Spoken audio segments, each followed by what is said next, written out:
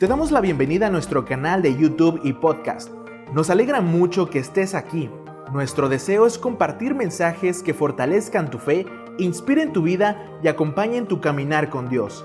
Si este contenido bendice tu vida, recuerda, suscríbete al canal y activa las notificaciones para seguir creciendo juntos en cada episodio.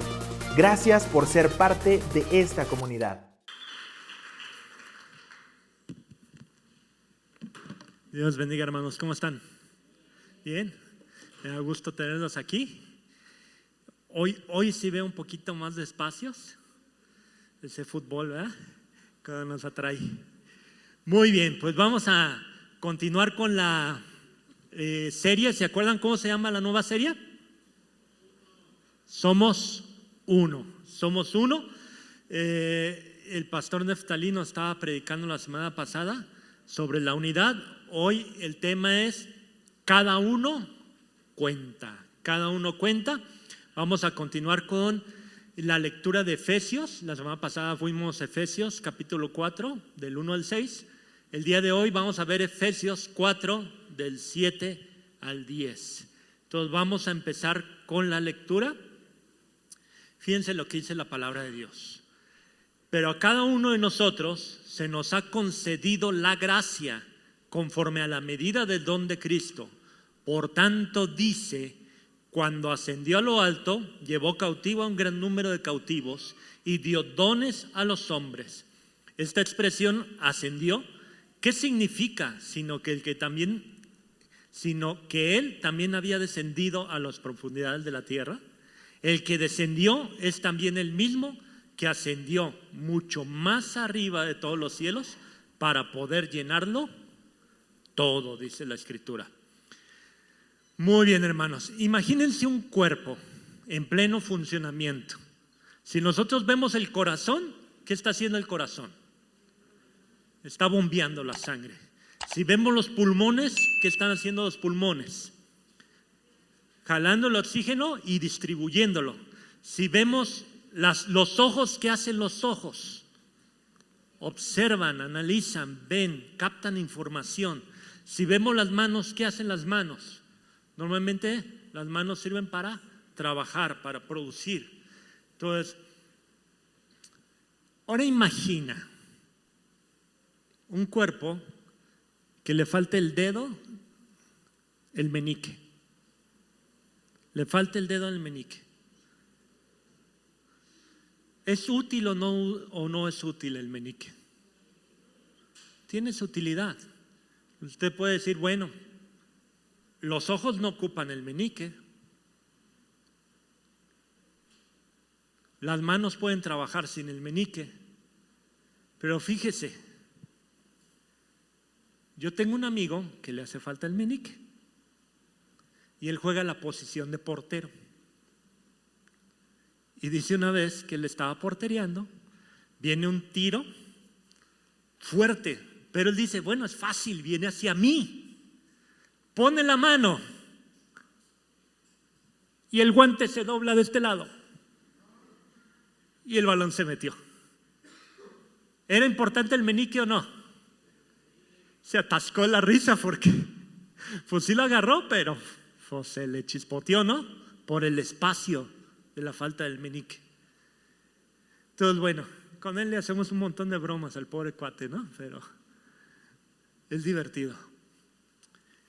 La ilustración es que por más pequeño que sea una parte del cuerpo, puede representar una limitación para el mismo cuerpo. Así es la iglesia de Cristo, hermanos. Así es la iglesia vida.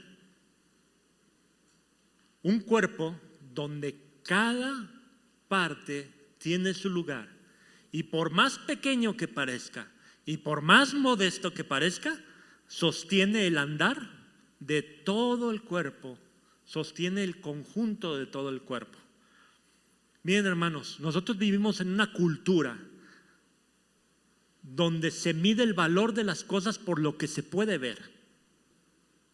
Ahorita con las redes sociales está muy en auge que la gente presume viajes, presume outfit, presume formas de vida, presume casas, carros.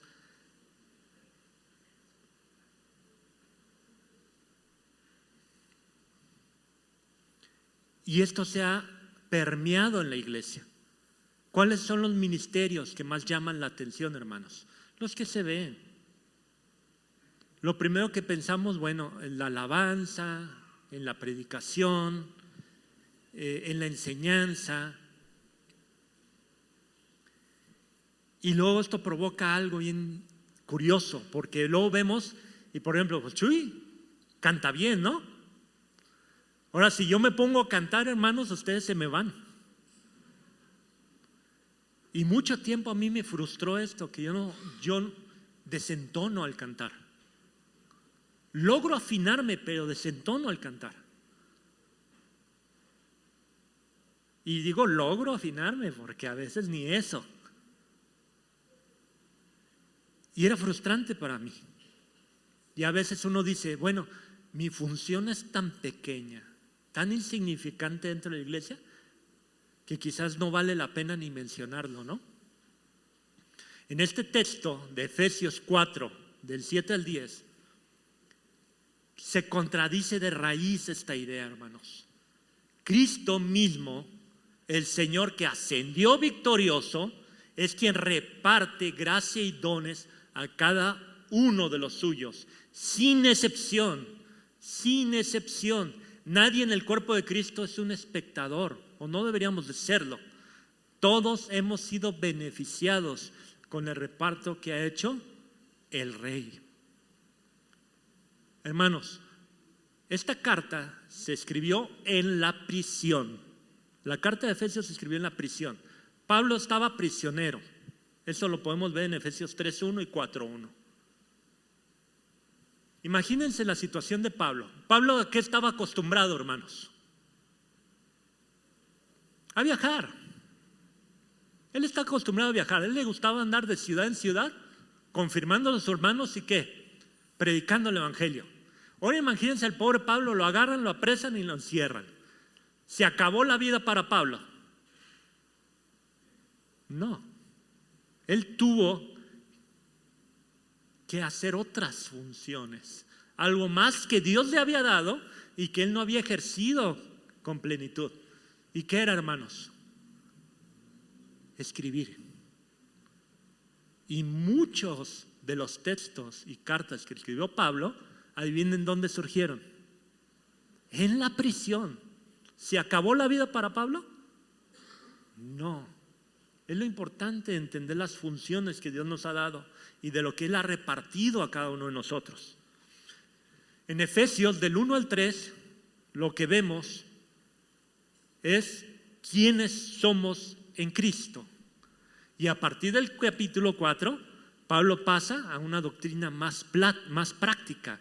Nosotros pues lo vimos en la semana pasada. ¿Se acuerdan de qué predicó el pastor Neftalí?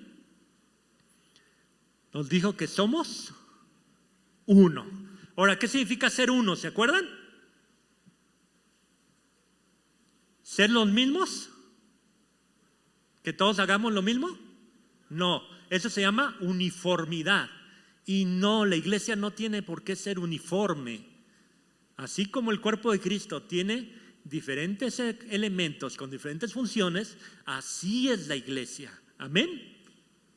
Somos uno en la diversidad, hermanos. Amén. Todos somos distintos.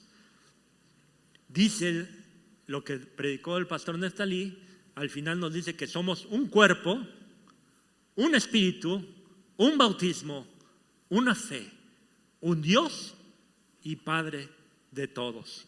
Somos uno. Aquí lo que vamos a ver el día de hoy empieza con un pero, y es un giro deliberado que hace Pablo. ¿Para qué? Para tomar el concepto de la unidad del cuerpo de Cristo y orientarnos a lo que Dios hizo con esa unidad. Y es precisamente de esto lo que quiero hablar el día de hoy. Vamos al versículo 7, hermanos. El primer punto es el reparto de la gracia. ¿Quién repartió la gracia? Versículo 7 dice: pero a cada uno de nosotros se nos ha concedido la gracia conforme a la medida del don de Cristo. Venimos entonces de la idea de que somos uno. Todos somos uno. Pero aún así, dice, a cada uno de forma independiente, de forma individual, fuimos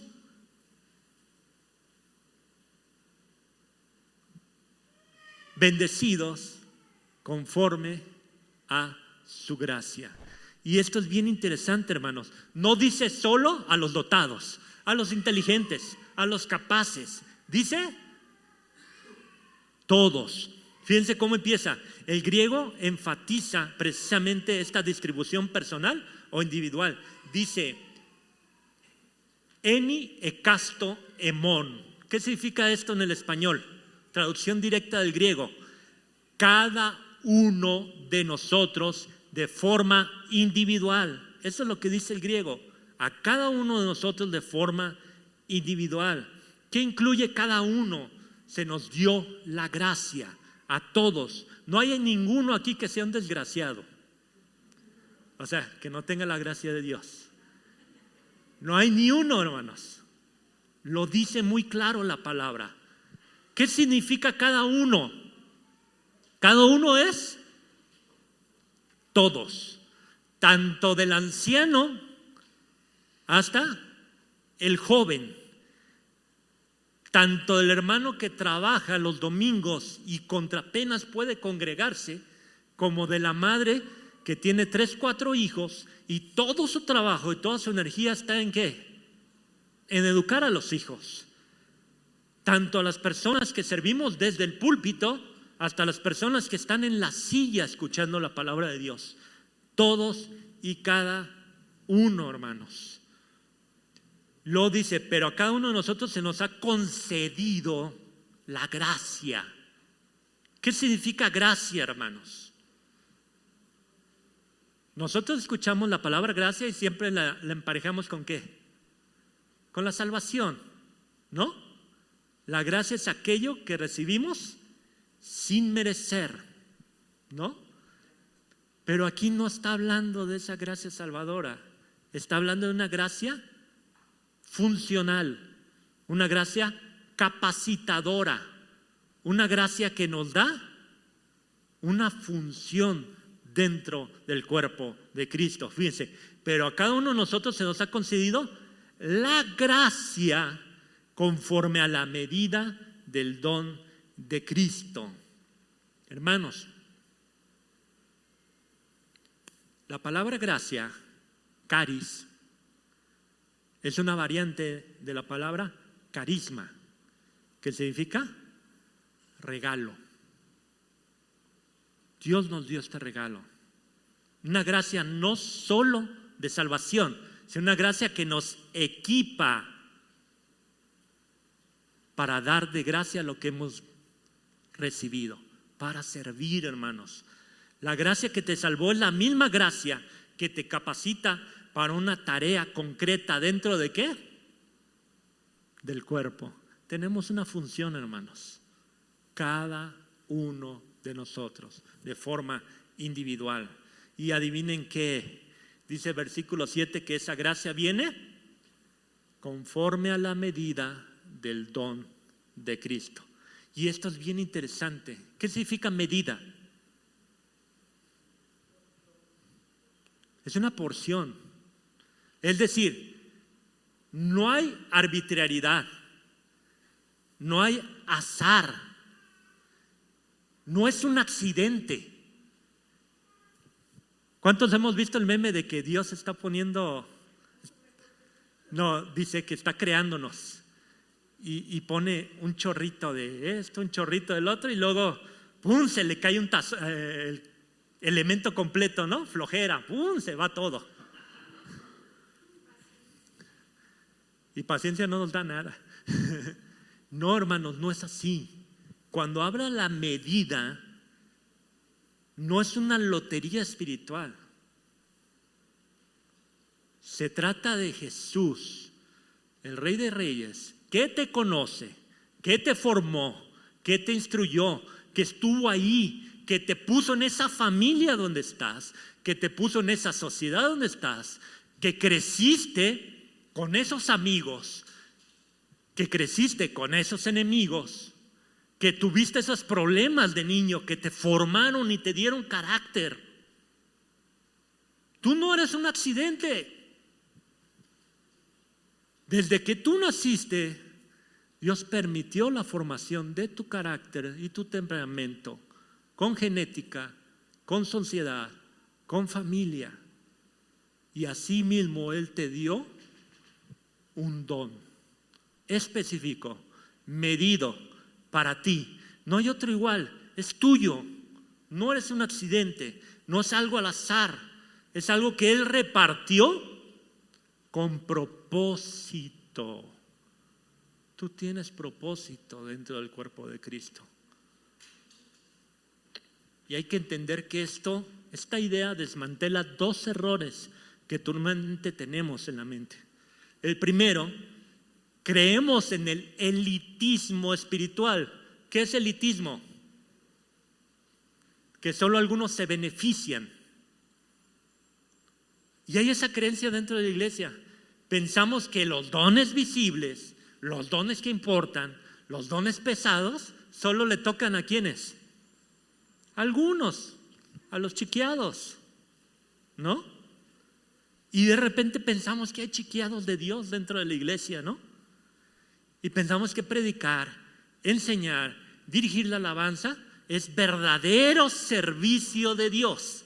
Y todo lo demás, hermanos, es algo miserable, es algo vago, es algo que no sirve. Y nos ha pasado a veces a los chicos del instituto, ¿no? Van y se presentan a las iglesias a servir y los quieren poner a lavar baños y ¿qué pasa? Se ofenden, no entienden que es parte del servicio de Dios. Creemos en el elitismo espiritual, en que hay una élite. Y luego tenemos una segunda idea errónea, la autoexclusión.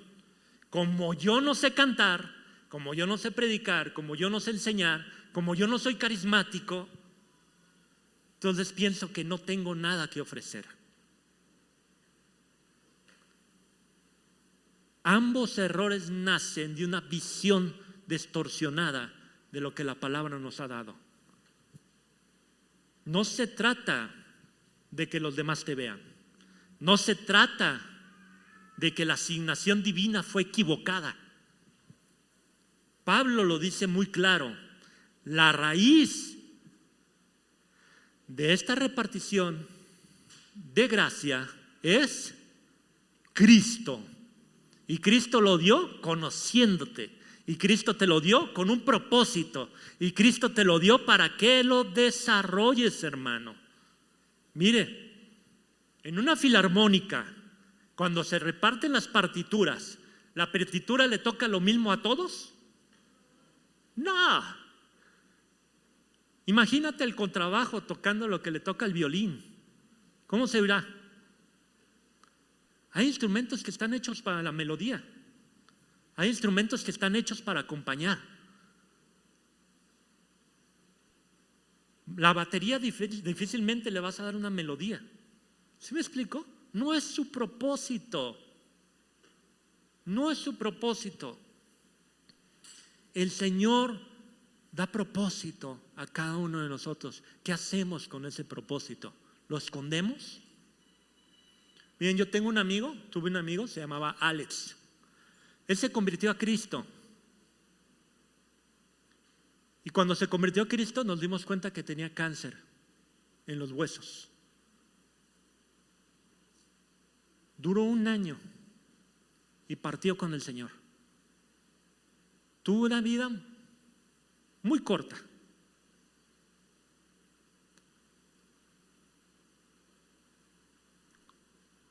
Pero ese año evangelizó con una pasión y con un amor tremendo. Todos los instrumentos son útiles delante de Dios. A veces menospreciamos el triángulo, ¿no? Vemos un cuate ahí todo trajeado, paradito, con un triángulo derechito. ¡Ting! Y es todo lo que hace toda la pieza, ¿no? Pero aún eso es importante en Dios. Alex era un triángulo. Tocó una nota. Pero ¿qué nota, señores? Todos tenemos propósitos. Amén. Segundo, ¿cuál es el fundamento del reparto, hermanos? Dice el versículo 8. Por tanto dice, cuando ascendió a lo alto, llevó cautivo un gran número de cautivos y dio dones a los hombres. Pablo está citando un salmo aquí. Es un salmo de guerra. ¿Cuál es la esencia de este salmo? La esencia de este salmo está tomando la figura de un rey que vuelve de la guerra victorioso. ¿Qué es lo que hace un rey? En Oriente, ¿qué hace un rey? Salía a la guerra, comandaba el ejército, vencía, tomaba cautivos, tomaba prisioneros, se los llevaba, él ascendía al trono una vez más, dejaba de ser el comandante de guerra y pasaba a ser otra vez el rey. Ascendía al trono y luego recibía la gloria por el triunfo. ¿Quién ha visto la película de Troya? Hay una escena donde Agamenón hace eso. Llega, conquista la playa de Troya, se sienta y empieza a recibir regalos y todo el mundo lo alaba por la victoria. Eso era lo normal. La figura que está en este versículo 8 es similar.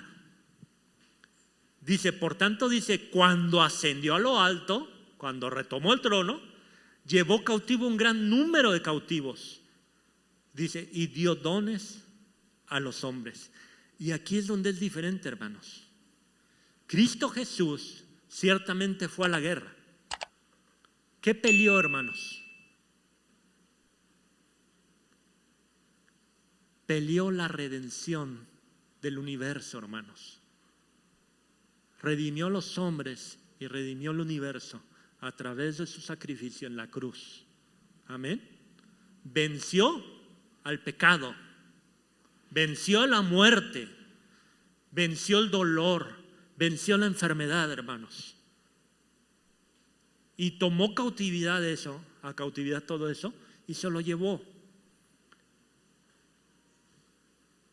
Venció a Satanás. Pero hizo algo distinto, lo que no hace el resto de reyes. Agamenón se sentó y recibió las alabanzas y recibió premios por su gran victoria. Pero dice aquí Pablo que Jesucristo lo que hizo fue, dio dones a los hombres. Fue el rey, fue el que venció, el que dio los dones a los hombres.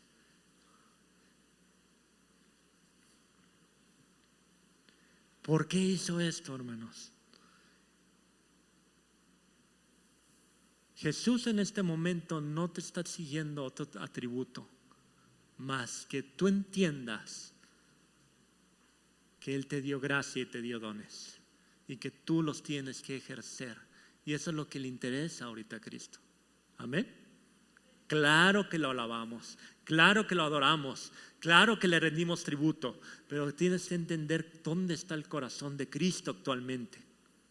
Él te dio y te repartió a ti dones para que los tengas escondidos, para que los tengas guardados, para que seas autocompasivo y digas, no, yo no sirvo para esto. No, no era ese sentido, amén. Vamos a leer el versículo 9. Esta expresión, ascendió, ¿qué significa? Sino que Él también había descendido a las profundidades de la tierra. ¿Qué es esto de ascendió? Descendió.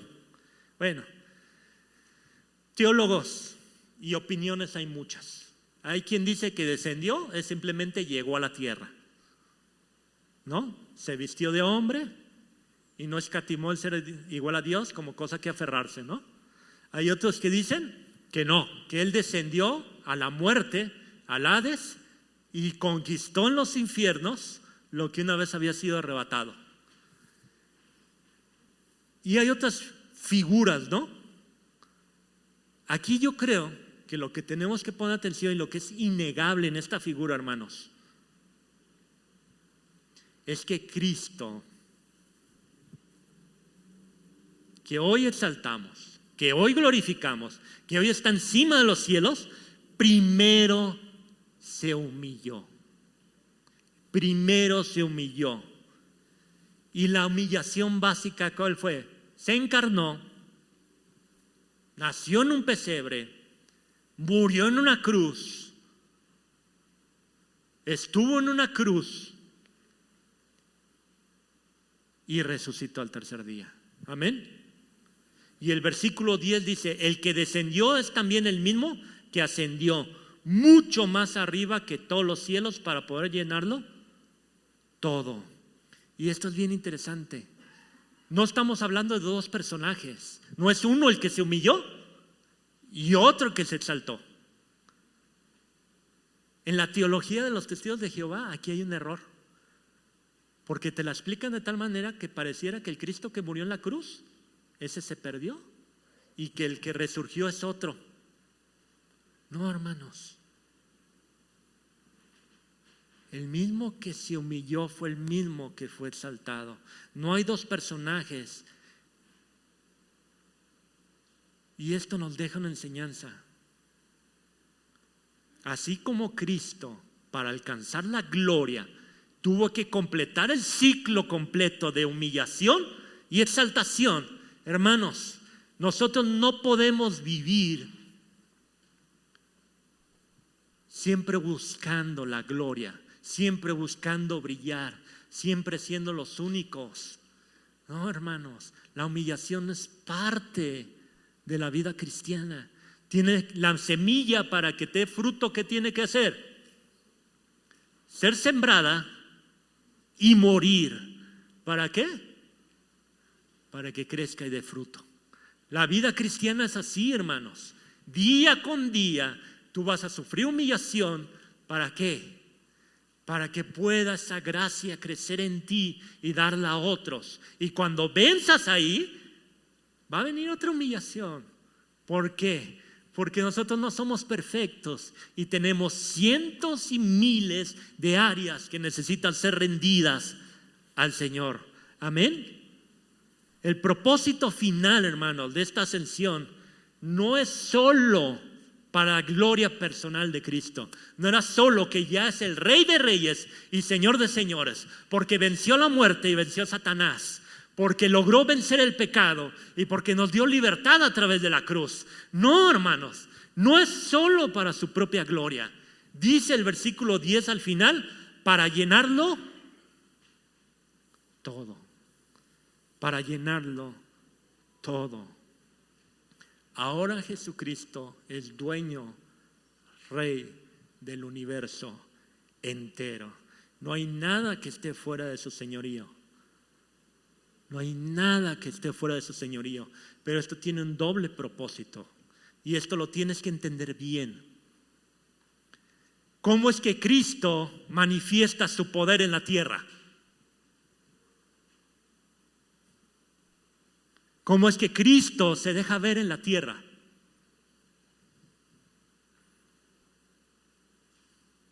Lo hace a través de la iglesia.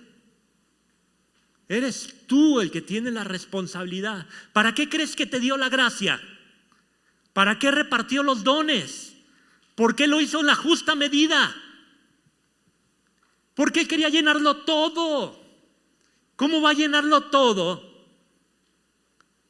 Nos hace partícipes de eso. Es a través de la iglesia que Él toca las vidas, toca los corazones. Es a través de la iglesia que Él se manifiesta. Cuando la gente dice, oye, de ese Dios que tú me dices, yo lo quiero ver. Nos lavamos las manos y decimos, bueno, que Dios descienda y se manifieste. No, hermanos. La función de la iglesia es esa. Que reflejemos nosotros a Cristo. Que cuando la gente diga, yo quiero ver a Dios, tú puedes decir, aquí está. Veme a mí, Ve lo que Dios hizo en mí. No estamos hablando de ser perfectos ni de ser santos. Estamos hablando de su misericordia y su gracia en acción. Hermanos, mi suegro era un hombre mujeriego. Las mujeres las llevaba a la casa para que su esposa las alimentara. Mi esposa conocía a las amiguitas de mi suegro. Era cruel, era despiadado. Cristo lo tocó, Cristo lo salvó. Y ahorita es un hombre de oración, de estudio de la palabra, de santidad, que le pone ejemplo matrimonial al que le pongas enfrente. Es la gracia de Cristo manifestada a través de una vida que ha sido transformada por el poder de la cruz. Esto es la iglesia, hermanos. Nosotros somos portadores de la luz, somos luz del mundo. Somos la sal de la tierra. ¿Cómo va a ser salada si nosotros no salamos? ¿Cómo va a haber la luz si nosotros no reflejamos a Cristo?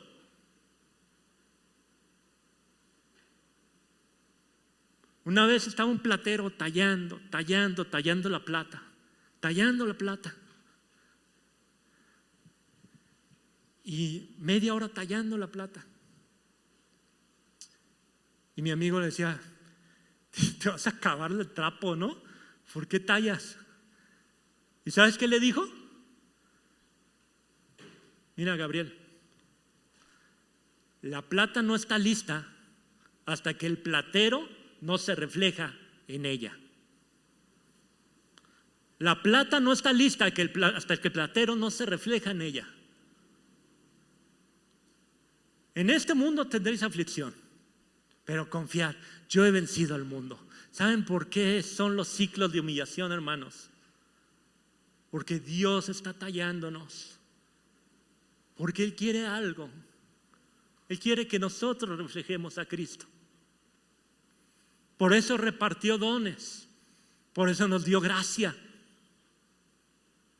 Pero estamos tan atorados en un juego de orgullo. No queremos dejar. Es que me lastimó, ¿cómo lo voy a perdonar? Suéltalo, no se trata del perdón. Se trata de crecer en Cristo. Se trata del amor. Oye, pero es que así me gusta. Sí, te gusta, pero es más importante que crecer. Oye, pero es que tengo el temperamento bien cruzado. Ríndete. La respuesta a todo eso es: ríndete. Dios nos llamó a tomar nuestra cruz cada día.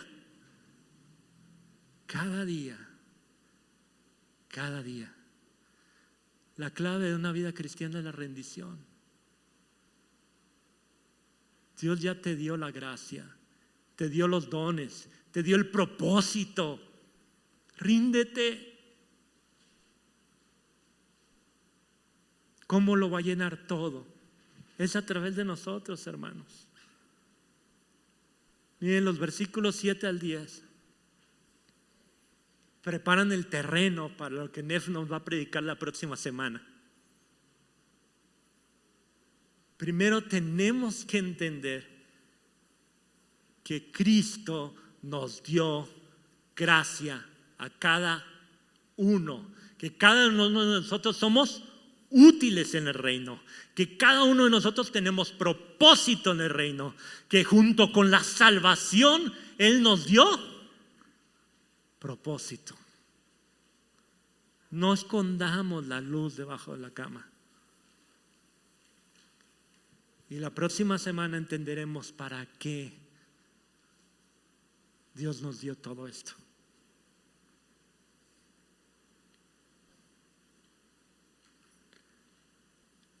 Aquí la pregunta correcta es: ¿tengo un don parecido al de fulanito, al de sotanito? ¿O tengo un don que sea visual? La pregunta correcta es, ¿estoy ejerciendo la gracia que Cristo mismo en su sabiduría y en su soberanía me dio? Hermanos, comparar dones solo te va a estorbar.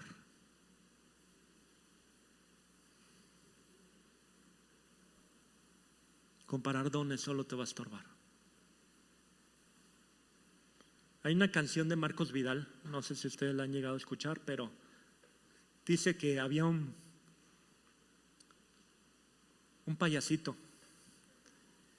y se la pasaba viendo a la gente que hacía piruetas en el aire y él quería hacer eso. Y él un día dijo, bueno, yo lo voy a hacer, y se subió y se cayó y se lastimó. Y el circo cerró, porque él no entendía la importancia de su función dentro del circo. Tristemente ahora que ya no se puede casi mover, sigue haciendo lo que le toca. Hace reír a los niños ahí en el barrio. Y esa ilustración es muy real. Dios no nos llamó a todos a cantar o a predicar. Nos llamó a entender tu propósito en Él, a rendirte a Él y a obedecer. A eso te llamó Dios. Cristo, quiero que entiendas algo. Uno, Cristo venció la muerte, venció al enemigo, venció el pecado. La victoria está en Él.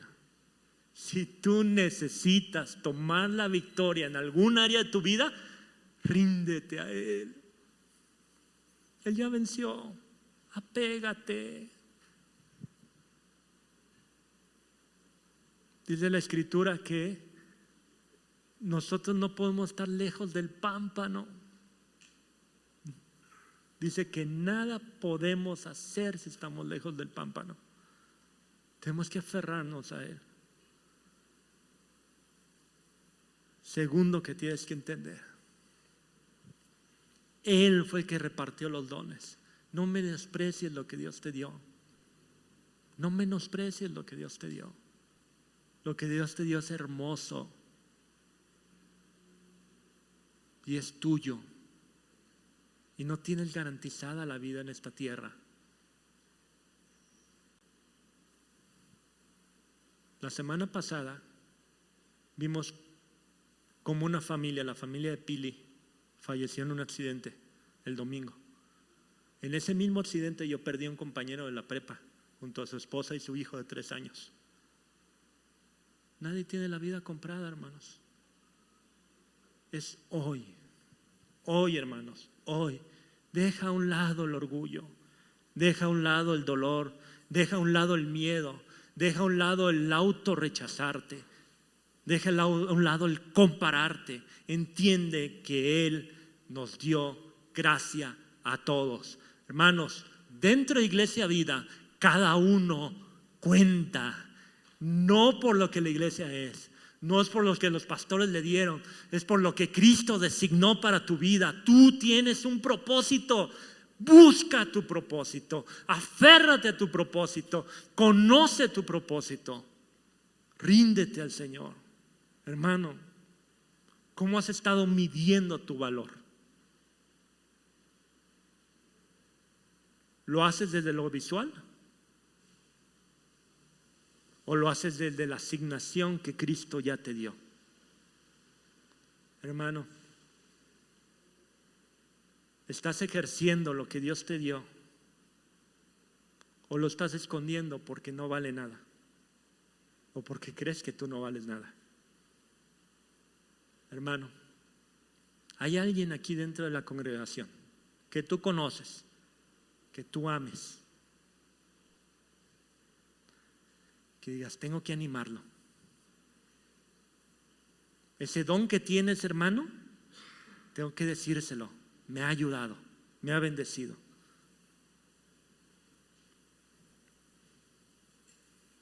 quiero que entiendas algo, ya para terminar. El mismo Cristo descendió y se humilló para obtener la victoria en la cruz. Ese mismo Cristo tomó la victoria y la hizo plena para todo el universo. Ese mismo Cristo te dio un propósito y te designó dones.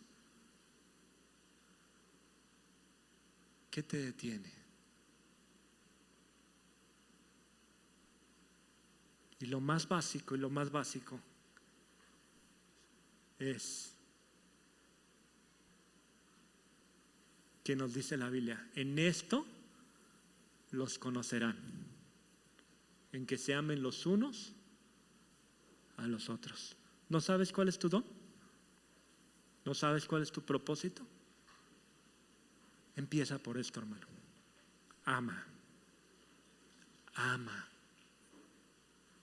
Así como Cristo amó a la iglesia, como Él se entregó a sí mismo por ella. Ama. Empecemos por eso. Y ríndete a Él.